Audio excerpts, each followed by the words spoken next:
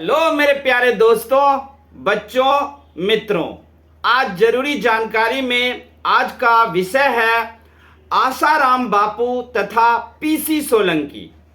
आसाराम बापू और पीसी सोलंकी की कहानी जब हमने पढ़ा तो मेरे तो रोंगटे खड़े हो गए और मैं आशा करता हूं कि आप लोग अगर इस कहानी को सुनोगे तो आपके भी रोंगटे खड़े हो जाएंगे। अगर आप सत्य के पुजारी हो तो जरूर आपको ये कहानी अच्छी लगेगी, क्योंकि ये कहानी सत्य की लड़ाई है। और सत्य की लड़ाई अगर आपको अच्छी लगे तो हमारे चैनल को सब्सक्राइब जरूर कर देना।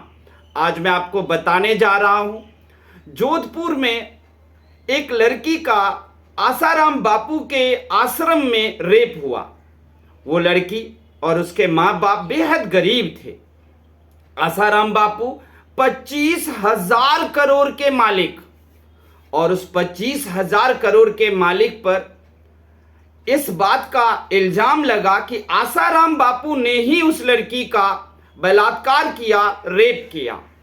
ऐसे में प्रश्न ये उठता था कि वो माँ बाप जो अपनी बेटी का इज्जत खो चुका था, उसकी लड़ाई कौन लड़ेगा। वो माँ बाप ने, उस गरीब माँ बाप ने सभी तरह के वकील, सब जगह ठोकरें खा ली, लेकिन आसाराम के विरुद्ध किसी ने भी उसका केस लड़ने के लिए तैयार नहीं हुआ। अंत में ये पीसी सोलंकी के पास में आए। पीसी सोलंकी जो राजस्थान का रहने वाला, पीसी सोलंकी के बारे में अगर पढ़ेंगे तो उन्होंने ये केस लिया।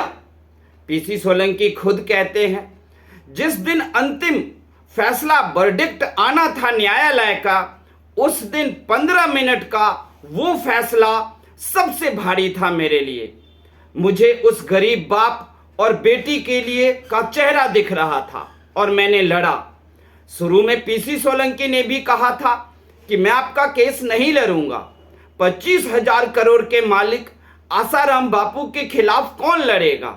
उसके पास तो इतने बड़े बड़े वकील आएंगे लड़ने के लिए कि उसके खिलाफ कोई नहीं लड़ सकता। लेकिन बाद में पता नहीं पीसी सोलंकी की आत्मा जागृत हुई। उस गरीब माँ बाप के चेहरे को देखा, उस बेटी पर, जिस बेटी पर यह तकलीफ गुजरा था, उसके चेहरे को देखा। और उस दिन पीसी सोलंकी कहते हैं कि मेरे पृथ्वी पर होने का एक जरिया मिल गया। मुझे लगा कि अगर मैं पृथ्वी पर हूं तो उसका कोई अर्थ है, और उसी अर्थ के कारण शायद भगवान ने मुझे वो शक्ति दिया कि मैं इस केस को लूं और लड़ूं। जरा पीसी सोलंकी के बारे में जानिए। राजस्थान में जन्मा यह वकील गरीब घर में जन्मा था। बाप रेलवे मैकेनिक था। इतना खर्चा नहीं था कि वो सारे बच्चों को अच्छे से पढ़ा सके। माँ ने कमीज सिलना शुरू किया। पीसी सोलंकी भी साथ में माँ के कमीज सिलते थे, और जो भी खर्चा आता था उस खर्चे से माँ का एक ही सपना था कि सारे बच्चे को पढ़ाएंगे, क्योंकि माँ बाप दोनों ही अनपढ़ थे। लेकिन बाप हालांकि रेलवे के मैकेनिक थे, एक अच्छा मैकेनिक थे, फिर भी वो पढ़े लिखे नहीं थे। मैकेनिज्म सीखे थे रेलवे में, लेकिन इतनी तनख्वाह रेलवे से नहीं आती थी कि वो अपने चारों बच्चों पर खर्च कर सकें। लेकिन मम्मी सोलंकी खुद कमीज सिल करके खुद ही नहीं, तीनों बहनों को भी पढ़ाया। बहन नर्स बनी, एक टीचर बनी, और खुद ये वकालत किए और वकील बन गए। इनके गुरु ने, पीसी सोलंकी के गुरु ने शुरू में ही कह दिया था कि देखो, जिस प्रोफेशन में तुम जा रहे हो वो प्रोफेशन बहुत ही बदनाम है। तुम अगर सोचोगे कि इस प्रोफेशन में हमें इज्जत मिले, नहीं है। इसमें बुरे से बुरे मुकदमा लेना पड़ता है, जिससे आम पब्लिक का गालियां सुनना पड़ता है। लेकिन इस दुनिया में, इस समाज में इज्जत बनाना अपने हाथ में होता है। तुम कैसा वकील बनते हो ये तुम्हारे ऊपर डिपेंड करता है। जानते हो कि इस लड़की का, जिसका रेप हुआ जोधपुर के आसाराम बापू के आश्रम में, और इल्जाम लगा कि आसाराम बापू ने ही इसका रेप किया, दोषी उन्हीं को ठहराया गया। इस केस को लड़ने के लिए कौन कौन आए थे वो सुनकर आप लोग दंग रह जाओगे।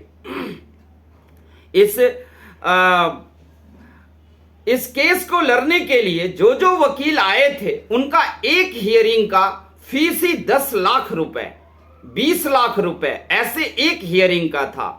और पीसी सोलंकी इसे फ्री में लड़ रहे थे क्योंकि उन्हें उस गरीब माँ बाप के चेहरे और उस बेटी का चेहरा दिख रहा था। उनको लग रहा था कि पृथ्वी पर मेरा होने का एक अर्थ है और उसी अर्थ का जो मेरी भागीदारी है उसको मैं निभा रहा हूं और मैं एक इंसानियत की भागीदारी निभा रहा हूं।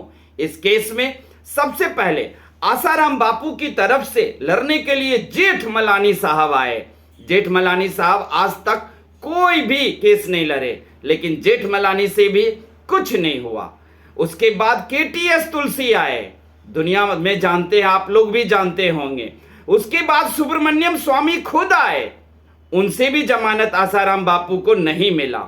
उसके बाद राजू रामचंद्रन आए, उनसे भी नहीं हुआ। उसके बाद सिद्धार्थ लूथरा आए जो एक से एक हाई फाई केस लड़ते थे, बिजनेसमैन सबका, अमीरों का, लेकिन वो भी आसाराम बापू को जमानत नहीं दिला पाए क्योंकि पीसी सोलंकी जो मेहनत किए थे वो गजब का था।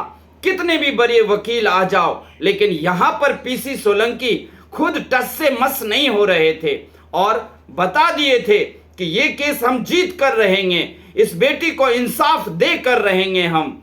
सिद्धार्थ लूथरा के बाद पूर्व अटॉर्नी जनरल मुकुल रोहतगी भी आए, उनसे भी नहीं हुआ। यही नहीं, उसके बाद सुप्रीम कोर्ट के जज यूयू ललित भी आए, सब जानते हैं यूयू ललित को, उनसे भी कुछ नहीं हुआ।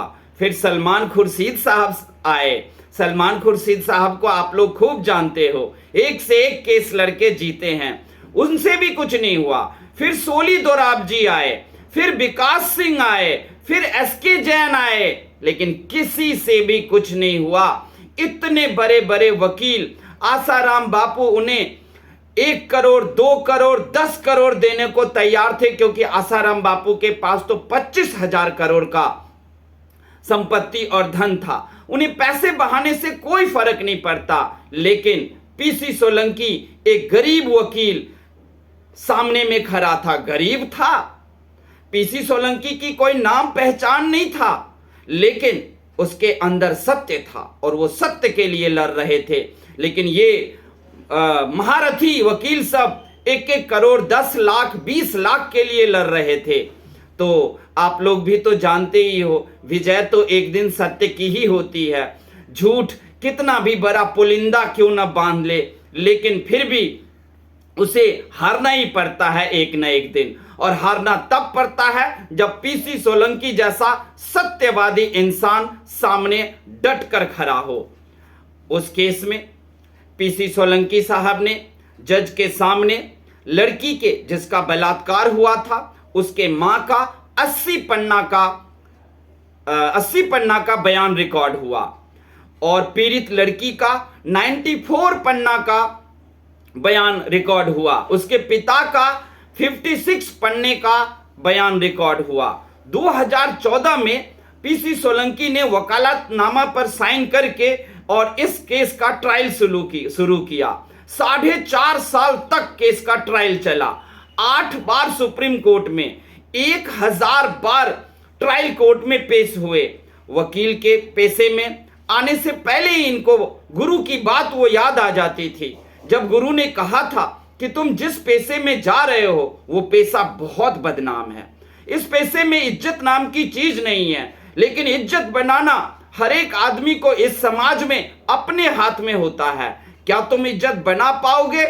जरूर बना पाओगे अगर तुम ईमानदार हो, अगर तुम सत्य की लड़ाई लड़ोगे तो वकील का पेशा जो बदनाम है, तुम उस बदनामी के दाग को, धब्बे को तुम धो दोगे। और वही किया पीसी सोलंकी ने। पीसी सोलंकी को क्या क्या नहीं किया गया। जिस परिवार के लिए लड़ रहे थे उसको रोज धमकी आना, उसको तरह तरह से डराना, उनके मन में आतंक डालना। पीसी सोलंकी को भी काफी सारे कॉल आए, डराने के लिए, धमकाने के लिए, हम तुम्हें जान से मार देंगे, ये सारी बातें उनको कॉल्स आते थे। बड़े बड़े वकील जेठ मलानी, सिद्धार्थ लूथरा, यूयू ललित, सलमान खुर्शीद खुद फोन किया पीसी सोलंकी को कि आओ बैठ करके बातें करते हैं और केस को सुलझा देते हैं, रफा दफा कर देते हैं। पीसी को सोलंकी ने कहा नहीं, पृथ्वी पर होने का मुझे जो अनुभव हुआ है कि कोई अर्थ है, मेरा पृथ्वी पर होने का, इस समाज में होने का कोई अर्थ है, मैं उस अर्थ को निभाऊंगा और आप सभी लोगों का कोई बात नहीं मानूंगा। मैं उस सत्य की लड़ाई को लड़ता रहूंगा, चाहे आप मुझे जान से मरवा दो या धमकी दो या किसी भी तरह का कोई भी लालच दो, हम उस लालच में नहीं आने वाले हैं। और सभी बाधाओं को पार करते हुए उन्होंने इस केस को जीत लिया और आसाराम बापू को उम्र कैद की सजा हुई और वो अभी भी जेल में ही है, आप सब जानते हो।